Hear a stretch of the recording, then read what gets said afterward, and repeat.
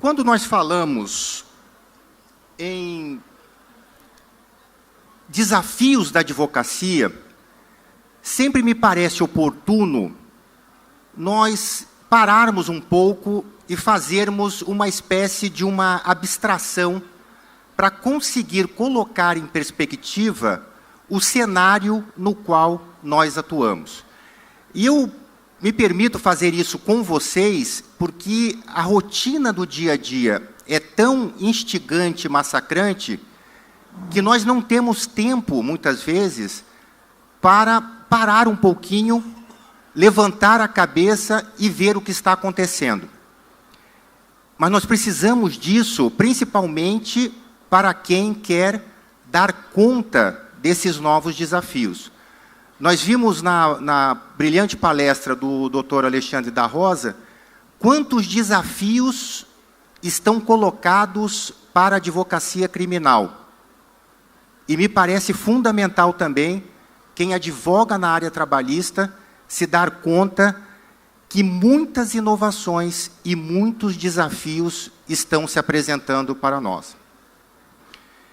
Vamos começar vendo o cenário no qual nós estamos.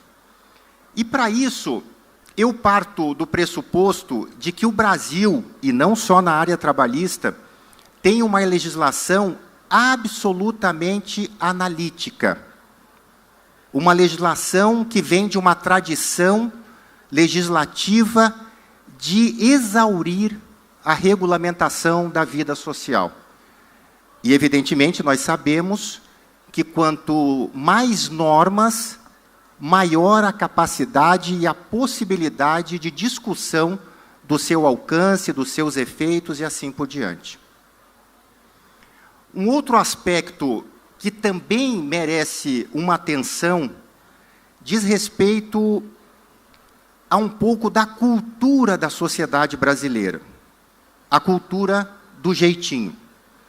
E para vocês terem uma ideia de como isso pode ser refletido em números, o último Anuário Brasileiro de Segurança Pública identificou que 57% dos brasileiros entendem que há poucas razões para observar as normas.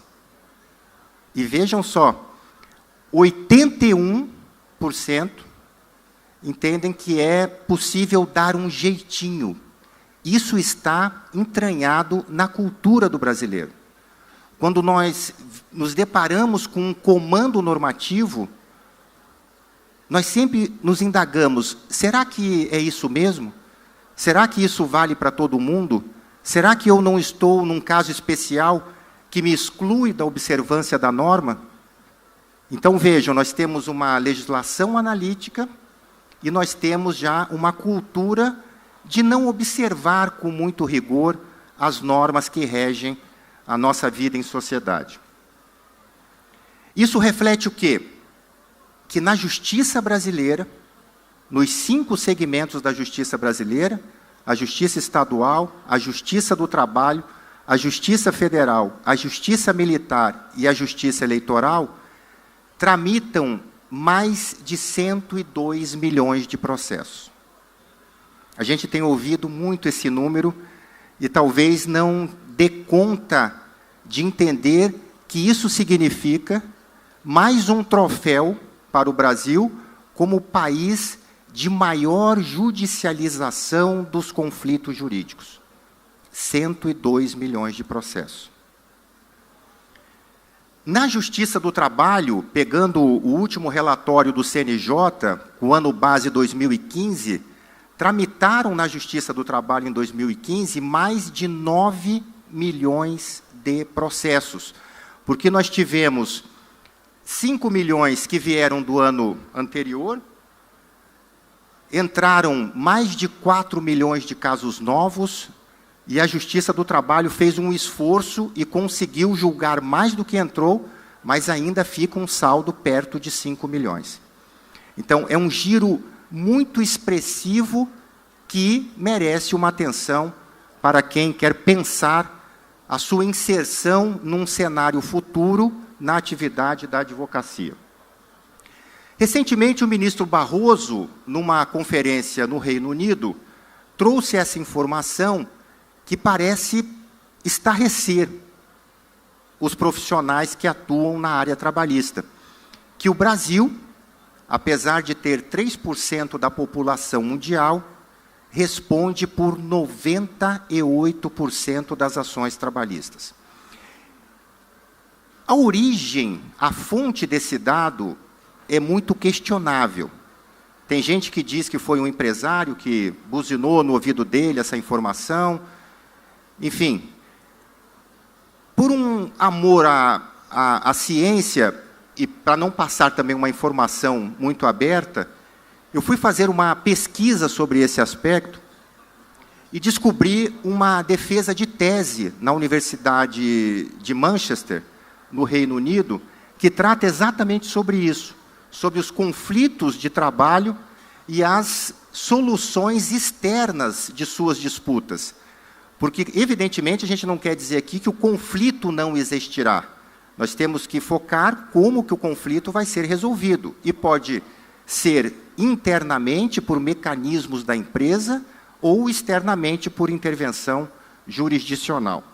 Seja como for, essa pesquisa, e quem quiser ter o acesso, está disponível gratuitamente na internet, faz um comparativo entre vários países, e nós chegamos, por exemplo, a um grau de comparação de que na União Europeia a taxa de ação trabalhista por 1.000 empregados é de 6, enquanto que no Brasil a mesma taxa por 1.000 empregados é de 107. Ou seja, se não for 98% das ações trabalhistas do mundo, é alguma coisa muito expressiva que merece a nossa atenção. Um outro dado também que compõe esse cenário atual e que aponta para mecanismos previstos na reforma diz respeito ao número de sindicatos que nós temos no Brasil.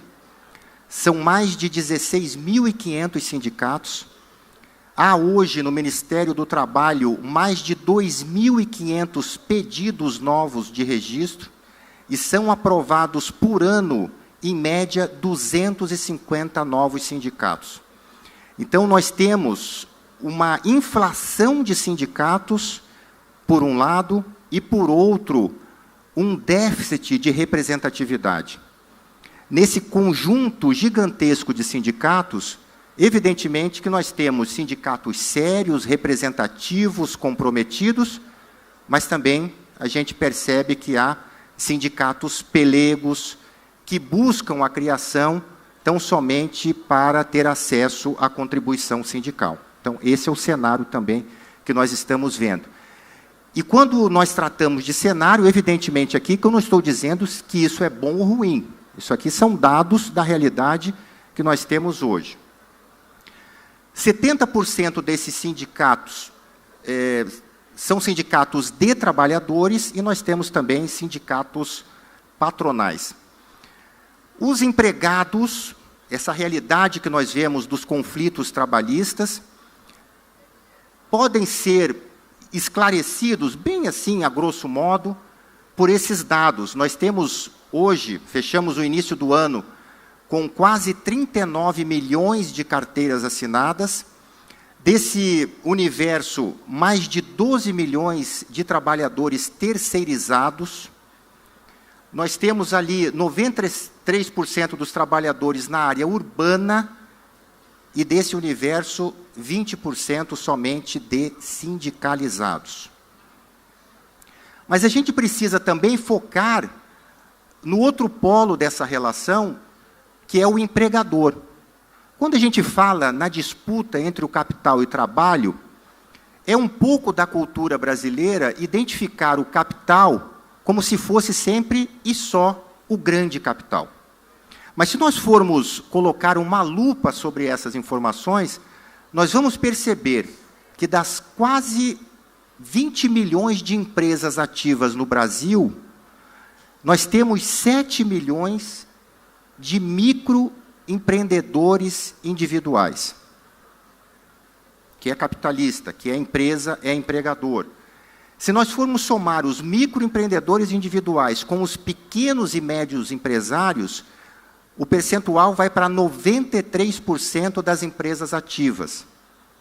De forma que esse grande capital de que nós tratamos e que muitas vezes serve de referência para a gente estabelecer uma universalidade de conceitos entre a relação e a disputa capital-trabalho, representa 0,16%, que são as sociedades anônimas de capital aberto. Os microempreendedores, pequenas e médias empresas, empregam 52% dos empregados registrados no Brasil. Então, esse é o cenário. E aí, nós estamos prestes a ver a aprovação de uma reforma trabalhista muito significativa, porque é muito extensa, tem mais de 100 pontos de alteração na CLT, e esses 100 pontos de alteração modificam a matriz da relação entre trabalho e capital no Brasil. Porque, de uma certa forma, nós deixamos de ter uma matriz mais intervencionista, baseada no Estado Novo de Getúlio Vargas, e a reforma sinaliza com uma matriz mais liberal. De novo, aqui, eu faço uma constatação e não faço, por hora, um juízo de valor, se isso é bom ou ruim.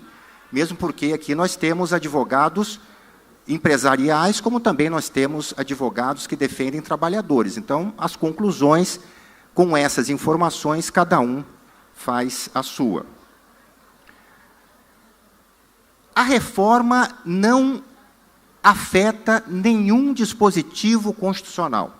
A reforma em curso, aprovada na Câmara e hoje no Senado, já aprovada nesta semana na Comissão de Assuntos Econômicos, dispõe exclusivamente sobre artigos da CLT e a Lei 6.019, que recentemente foi alterada para incorporar, ao lado do trabalho temporário, a terceirização.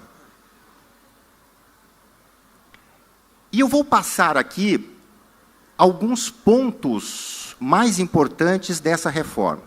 O primeiro deles, tempo à disposição. E vocês vão percebendo que esses principais pontos da reforma dizem respeito a um número expressivo de ações que nós temos na Justiça sobre o tema. Então, é muito comum nós termos na Justiça do Trabalho discussão sobre o tempo que é considerado como efetiva jornada e o tempo que não é de jornada de trabalho. E aí o projeto se propõe a disciplinar esse assunto, dizendo que não se considera tempo à disposição do empregador aquele que o empregado, mesmo estando dentro da empresa, despende para essas atividades de troca de roupa, de higiene, de atividades de relacionamento pessoal, de alimentação e assim por diante. Um outro ponto muito importante que a reforma ataca diz respeito às horas em itinere, que hoje, pela legislação, normalmente a hora de deslocamento do empregado casa local de trabalho, de regra, não é considerado como integrante da jornada, exceto se o transporte for fornecido pela empresa e a sua sede for de lugar de difícil acesso, assim considerado a incompatibilidade de horário. E aí nós temos inúmeras discussões na Justiça do Trabalho para discutir esses critérios de definição, se esse tempo de deslocamento é ou não uma hora em itinere, ou seja, se a empresa tem de pagar como horas extras. A reforma exclui essa discussão, dizendo categoricamente que nenhum tempo de deslocamento será considerado como jornada de trabalho. Não há uma criação aqui, porque desde 2000 a CLT já prevê o contrato a tempo parcial, mas o projeto altera um pouquinho essas regras, muda de 25 para 30 horas, impedindo prestação de horas extras, mas quando for de 26 horas ou menos, permite até 6 horas semanais como extras. Um outro ponto também, o banco de horas, que hoje, pela legislação atual, só pode ser estabelecido por acordo coletivo ou convenção coletiva, passa a poder ser realizado por acordo individual escrito, desde que a compensação se dê no período máximo de 6 meses. A jornada 12/36, que é uma realidade em alguns setores da atividade econômica, que não tinha nenhuma legislação dispondo, a não ser uma súmula do TST, exigindo que seja estabelecida por negociação coletiva. Agora, com a reforma, é possível também, se aprovada, evidentemente, que essa jornada seja estabelecida também por acordo individual escrito. O teletrabalho, que é uma realidade já em alguns setores, passa a ser disciplinado pela reforma, dizendo que é possível essa atividade, também conhecida como home office, desde que a atividade pressuponha a utilização de tecnologia de informação ou de comunicação. Então, nós estamos falando aí de um setor específico da atividade econômica de TI, de, eventualmente, telemarketing, mas desde que seja restrito à utilização dessas tecnologias. E aí, evidentemente, que o projeto aprofunda isso e disciplina quem arca com os custos de infraestrutura, estabelecendo se isso constitui ou não salário in natura e assim por diante. Um outro ponto também que tem merecido muita atenção e críticas diz respeito ao trabalho intermitente, e aqui nós podemos situar que o objetivo, pelo menos, da legislação, da proposta, é disciplinar essas relações em que existem sazonalidades na prestação do serviço, como, por exemplo, em hotéis, em restaurantes, e que hoje, de uma certa forma, esses trabalhadores se vinculam como freelancers, e o projeto procura disciplinar e formalizar essa relação, mais ou menos do que já acontece com os trabalhadores avulsos, que, quando recebem pelas horas trabalhadas, já terão de receber ali o proporcional de férias, 13º, FGTS e assim por diante. Eu não estou aqui, evidentemente, discutindo se o uso desse instituto será para o bem ou para o mal, ou será utilizado de uma forma devida. Pode parecer interessante o projeto dedicar um dispositivo para tratar da higienização de uniformes, mas não é, porque nós conhecemos a realidade da Justiça do Trabalho e a quantidade de ações em que se discute se o custo de higienização do uniforme deve ser suportado pelo empregado ou pela empresa. E o projeto, disciplinando isso, acaba retirando da empresa a responsabilidade, exceto, evidentemente, se o uniforme depender de algum tratamento especial, aquele que não é do uso comum. Acaba, pelo projeto, a homologação do termo de rescisão perante o sindicato. A rescisão vai se dar por um procedimento extremamente simplificado. O empregador formaliza o termo de rescisão, comunica ao órgão competente através do sistema, estou falando aí do CAGED e outros sistemas públicos, deposita, faz o pagamento e a rescisão está efetivamente realizada. Não depende de homologação sindical. Um outro ponto também importante da reforma diz respeito aos planos de demissão incentivada, quando isso ocorrer por acordo ou convenção, e aí, pela proposta, haverá quitação geral e irrestrita de todas as verbas do contrato de trabalho. Pode parecer, quem está começando na atividade da advocacia trabalhista ou não tem muito conhecimento, meio óbvio que, quando existe uma negociação coletiva dispondo sobre um PDI que normalmente contempla uma parcela indenizatória adicional, que isso tivesse efeito, mas há muitas ações trabalhistas discutindo a ineficácia dessa quitação geral prevista em acordo ou convenção. Pode parecer também surpreendente que o contrato de trabalho que se forma pela convergência de vontades das partes não tivesse, pela legislação atual, uma forma de que também a convergência de vontades pudesse dissolver o contrato. Só poderia haver uma rescisão do contrato por justa causa do empregado, do empregador, ou uma dispensa sem justa causa, um pedido de demissão, e aí, claro, uma série de outras situações, mas não o distrato. O projeto traz, ou retorna essa figura que já existiu na nossa legislação, dizendo, se há liberdade para contratar, há liberdade para descontratar, para fazer a dissolução do contrato. O projeto traz uma novidade, já que tira do sindicato a homologação do termo de rescisão, autoriza, faculta as partes, aí neste caso com a assistência sindical, que as partes possam fazer um termo anual de quitação. É como se chegasse todo ano, empregado e empregador fossem no sindicato e falassem, olha, vamos fazer uma auditoria no contrato para ver se ficou alguma coisa pendente nesse período.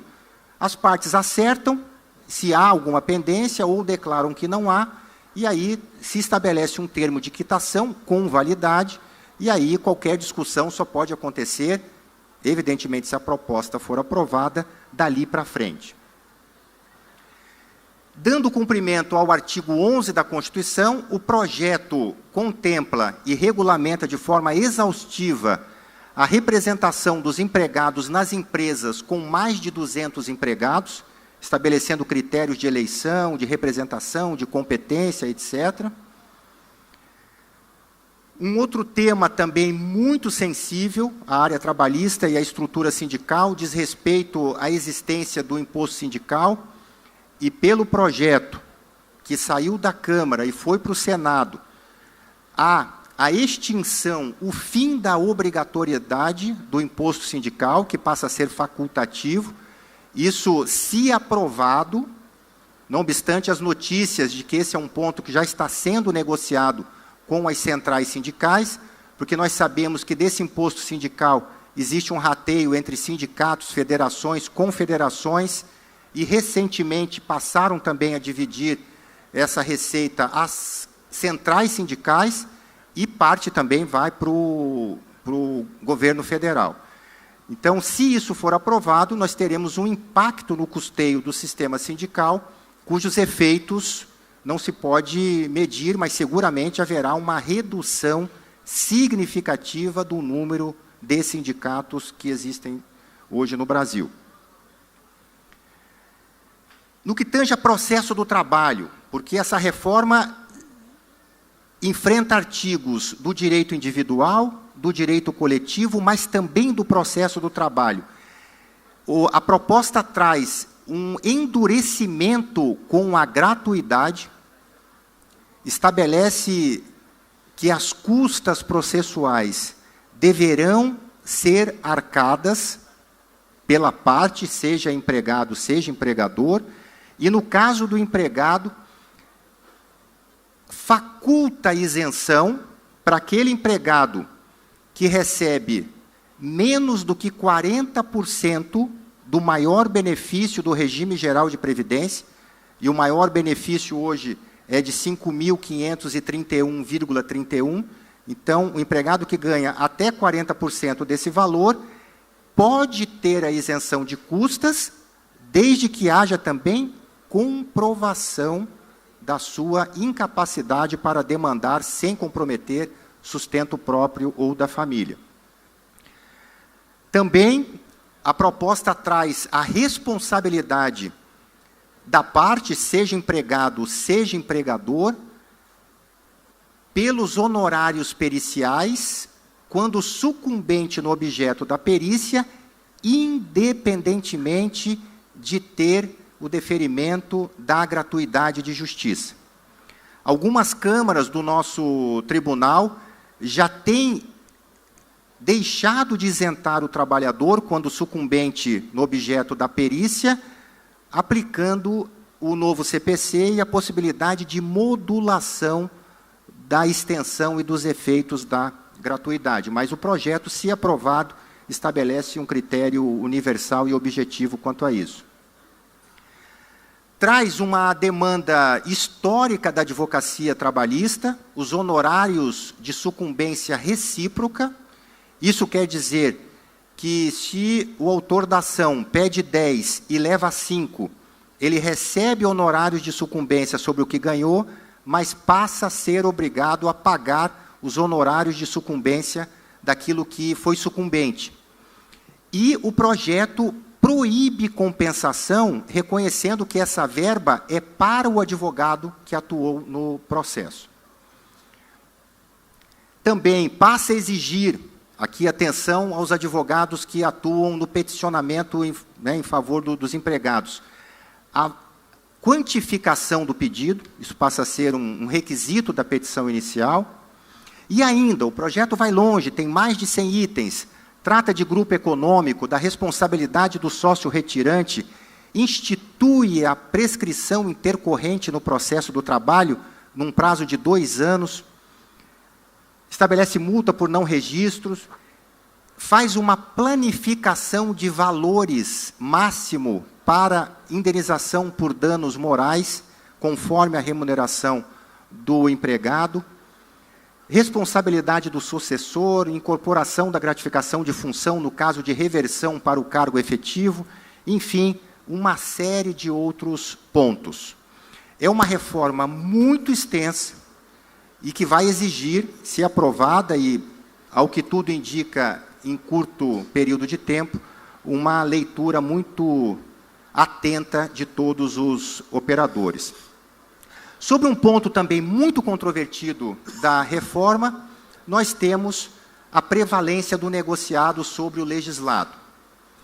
E aí eu trago para lembrar 2 convenções da OIT, uma que trata da liberdade sindical, que o Brasil, apesar de ter ratificado, não cumpre, e outra sobre o fomento à negociação coletiva, que na sua leitura permite-se entender que a ideia da convenção é repassar gradativamente para a negociação coletiva todos os assuntos de uma determinada categoria.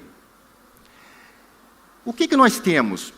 Nesse tema, nós podemos pensar, de um lado, a total prevalência do negociado sobre o legislado, e aí nós teríamos uma visão de matriz absolutamente liberal, ou uma matriz mais intervencionista, em que há uma limitação da autonomia coletiva privada dos sindicatos.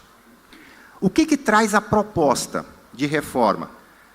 Me parece que traz um meio termo, mas antes acaba orientando como os juízes do trabalho devem interpretar as negociações coletivas, se baseando no princípio da intervenção mínima.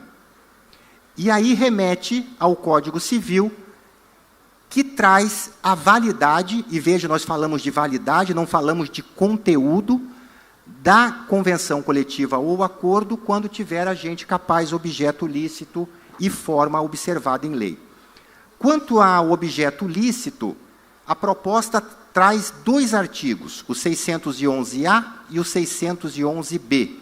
No A, há um rol de assuntos que são autorizados, nos quais haverá prevalência do negociado sobre o legislado, e no 601-B, há um rol também de assuntos que o projeto proíbe a prevalência do negociado sobre o legislado. Num voo panorâmico, o que seria autorizado e que haveria prevalência do negociado sobre o legislado? Questão de jornada, respeitados os limites, banco de horas anual, porque a gente sabe que pode ser um individual até 6 meses, mas em período superior a 6 por negociação coletiva, tratar sobre o intervalo com um mínimo de 30 minutos, e aí sem qualquer restrição, autorização, intervenção de autoridades públicas, adesão ao plano de seguro, ao programa Seguro-Emprego, plano de cargos e salários que hoje só é válido se houver registro no órgão competente. Pelo projeto, a mera negociação será suficiente.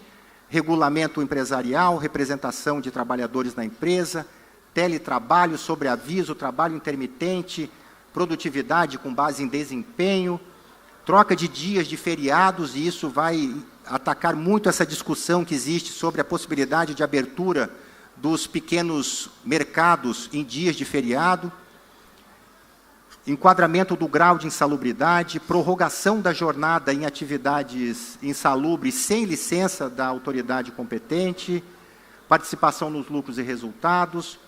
E aí o projeto também traz uma outra novidade de balanceamento da negociação coletiva, dizendo que, se houver na negociação cláusulas compensatórias, como de fato normalmente há, eu deixo de conceder um aumento real mais expressivo, mas aumento, por exemplo, a participação nos lucros e resultado. Se na negociação houver expressamente a vinculação dessas cláusulas como compensatórias, se for anulada uma, a outra também deve ser anulada.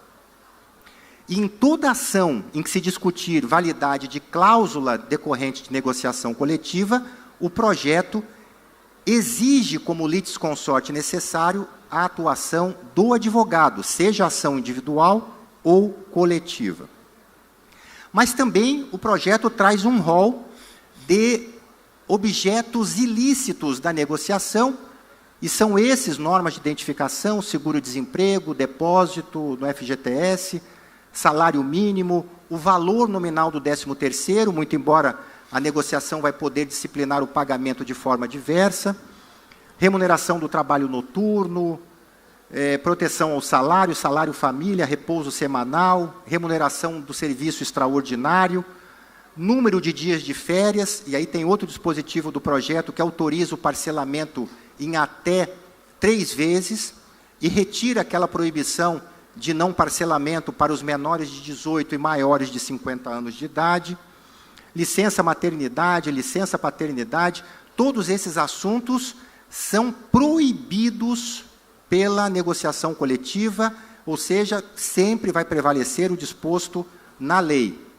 E assim por diante, aposentadoria, normas de proteção à saúde e segurança, a prescrição, o prazo de ação, proibição de discriminação de trabalhadores deficientes, o trabalho do menor, criança, adolescente, proteção do trabalhador avulso, liberdade associativa, direito de greve, serviços e atividades essenciais, a negociação coletiva vai poder dispor sobre isso, enfim, e também uma série de dispositivos que dizem respeito à proteção do trabalho da mulher.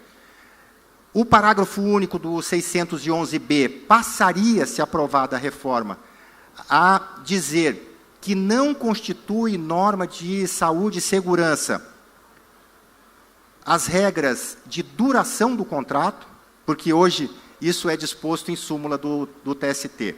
E, para terminar, existe também no projeto a prevalência do negociado sobre o legislado na esfera individual, quando o empregado tiver nível superior e receber o dobro do maior benefício do regime geral de previdência, ou seja, ganhar mais do que R$11.000. Então, para esses trabalhadores de nível superior e que ganham salário superior a este valor informado, vai prevalecer também tudo que for negociado nos mesmos assuntos já definidos. Enfim, qual o horizonte que nós temos diante dessa reforma? É um horizonte tempestuoso ou, ao contrário, é um horizonte de céu limpo, de brigadeiro, ensolarado? E aí eu passo para vocês os desafios da advocacia, porque os advogados são não só os arquitetos da atividade jurisdicional, porque nas suas peças projetam e delimitam a atuação jurisdicional, como também são os engenheiros e o artífice da prestação jurisdicional, porque pelo princípio da colaboração processual, todos nós envolvidos, Ministério Público, Advocacia e Poder Judiciário, devem construir uma prestação jurisdicional justa, célere, adequada, em tempo razoável, que é o que todos nós desejamos. Então, deixando para vocês os desafios, eu termino agradecendo a atenção de todos. Obrigado.